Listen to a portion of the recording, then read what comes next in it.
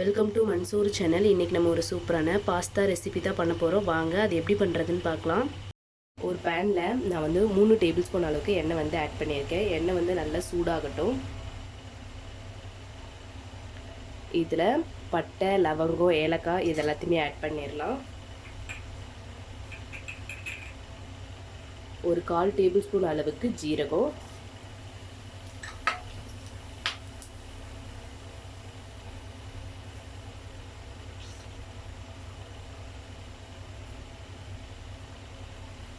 எல்லாம் வந்து நல்லா பொரிஞ்சதுக்கப்புறமா இதில் 2 பெரிய சைஸ் வெங்காயம் வந்து பொடியாக கட் பண்ணியிருக்கேன். அதையும் வந்து இதை ஆட் பண்ணிடலாம்.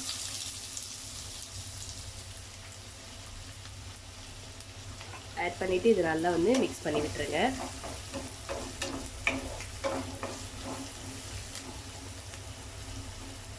வெங்காயம் வந்து நல்லா வதங்கணும். வெங்காயம் வந்து இந்த அளவுக்கு வதங்கினதுக்கப்புறமா நான் வந்து இதில் 2 பெரிய சைஸ் தக்காளி வந்து பொடியாக கட் பண்ணியிருக்கேன். அதை வந்து இதில் ஆட் பண்ணிடலாம்.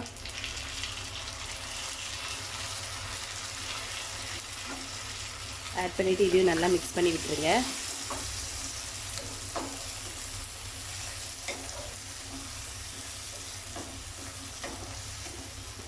இப்போ இது கூட நம்ம மசாலா ஐட்டம்ஸ்லாம் வந்து ஆட் பண்ணிடலாம். 1/4 டேபிள் ஸ்பூன் மஞ்சள் தூள், 1 டேபிள் ஸ்பூன் வந்து மிளகாய் தூள். நான் வந்து இன்றைக்கி காஷ்மீரி மிளகாய் தான் எடுத்திருக்கேன்.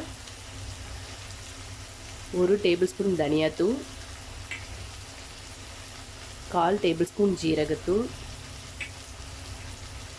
உப்பு வந்து தேவையான அளவு. இதோட பச்சை வாசனை போகிற வரைக்கும் இதை நல்லா நம்ம வதக்கிக்கலாம்.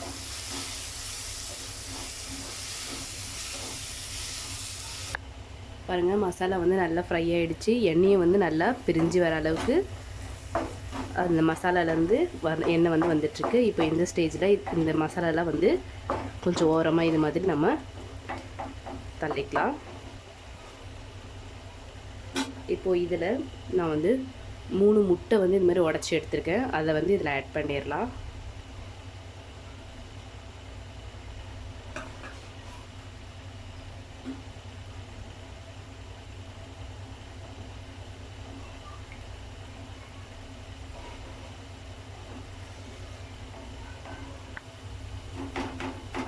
இந்த அளவுக்கு இந்த மாதிரி முட்டையை வந்து நீங்கள் தனியாக வந்து வேக விட்டுருங்க. ஏன்னா ஒன்றோடு சேர்க்கும் போது பார்த்திங்கன்னா உங்களுக்கு வந்து அந்த அளவுக்கு ஃபுல்லாக குக்கான மாதிரி இருக்காது. ஒரு மாதிரி கவுச்சி ஸ்மெல் வர மாதிரி இருக்கும். அதனால் நீங்கள் இது மாதிரி கொஞ்சம் லைட்டாக வெந்ததுக்கப்புறமா மற்ற மசாலாவோட ஃபுல்லாக வந்து நீங்கள் ஆட் பண்ணிக்கோங்க.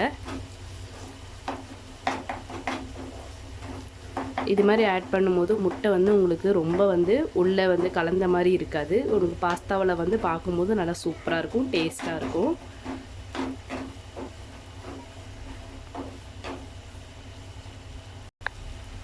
முட்டை வந்து பார்த்திங்கன்னா உங்களுக்கு நல்லா வந்து மிக்ஸ் ஆகிடுச்சு. இப்போ இதில் ஃபைனலாக வந்து நான் கொஞ்சமாக வந்து டொமேட்டோ சாஸ் வந்து ஆட் பண்ண போகிறேன். ஏன்னா கொஞ்சம் புளிப்பாக இருக்கும்போது பார்த்திங்கன்னா உங்களுக்கு வந்து நல்ல டேஸ்ட்டாக இருக்கும். அதனால் 1 டேபிள் ஸ்பூன் அளவுக்கு நான் வந்து டொமேட்டோ கெச்சப் வந்து ஆட் பண்ணியிருக்கேன். அதே வந்து நல்லா நீங்கள் மிக்ஸ் பண்ணிக்கோங்க. இல்லை இது ஆப்ஷனல் தான், வேண்டான்னு நினைக்கிறவங்க நீங்கள் ஸ்கிப் பண்ணிக்கலாம்.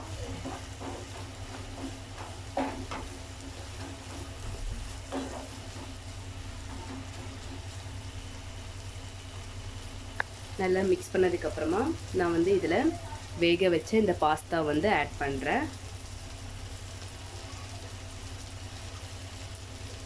பாஸ்தா வந்து வேக வைக்கிறதுக்கு நீங்கள் வந்து உங்களுக்கு எந்த அளவுக்கு பாஸ்தா நீங்கள் ஆட் பண்ணுறீங்களோ தண்ணி வந்து நல்லா கொதிக்கும் போது அதில் வந்து 2 டேபிள் ஸ்பூன் அளவுக்கு ஆயில் வந்து ஆட் பண்ணிக்கோங்க. அப்போ தான் வந்து இது மாதிரி உதிரி உதிரியாக ஒட்டாமல் வரும். ஆயில் ஆட் பண்ணிவிட்டு அதுக்கப்புறமா தண்ணி கொதிக்கும் போது பாஸ்தா வந்து நீங்கள் ஆட் பண்ணுங்கள். அப்படி ஆட் பண்ணும்போது பார்த்திங்கன்னா உங்களுக்கு சீக்கிரமாக வந்து உடையாமல் நல்லா வெந்து வரும். நல்லா வெந்ததுக்கப்புறமா நீங்கள் வடிகட்டி ஒரு பவுலில் எடுத்து வச்சுக்கலாம். பாஸ்தா ஆட் பண்ணதுக்கப்புறமா நல்லா மிக்ஸ் பண்ணி விடுங்க. மிக்ஸ் பண்ணிவிட்டு அந்த பாஸ்தா வந்து இதில் நம்ம ஃபுல்லாக நல்லா ஹீட் ஆகும்போது அதில் நல்லா க்ரன்ச்சியாக இருக்கணும். ரொம்ப கொஞ்சம் ஏன்னா நம்ம தண்ணியில் வடிகட்டி எடுத்து வச்சனால கொஞ்சம் சதன்னு இருக்கிற மாதிரி இருக்கும். அதனால் வந்து நல்லா வந்து ஃப்ரை பண்ணுற மாதிரி கொஞ்சம் கிளறி விடுங்க. மீடியம் ஃப்ளேம்லேயே வச்சு பண்ணி விடுங்க. நல்லா மிக்ஸ் பண்ணி விட்டுருங்க. பாருங்கள் நம்மளுடைய பாஸ்தா வந்து சூப்பராக ரெடி ஆகிடுச்சு. இது வந்து குழந்தைங்களுக்கு நீங்கள் செஞ்சு கொடுக்கும்போது நல்லா விரும்பி சாப்பிடுவாங்க. இந்த பாஸ்தா ரெசிபி வந்து உங்களுக்கு பிடிச்சிருந்தா உங்கள் வீட்டில் ட்ரை பண்ணி பாருங்கள். ட்ரை பண்ணி பார்த்துட்டு எப்படி இருக்குன்னு கமெண்ட் பண்ணுங்கள். உங்கள் ஃப்ரெண்ட்ஸ்க்கு ஷேர் பண்ணுங்கள். சப்ஸ்கிரைப் பண்ண மறந்துடாதீங்க. தேங்க்யூ.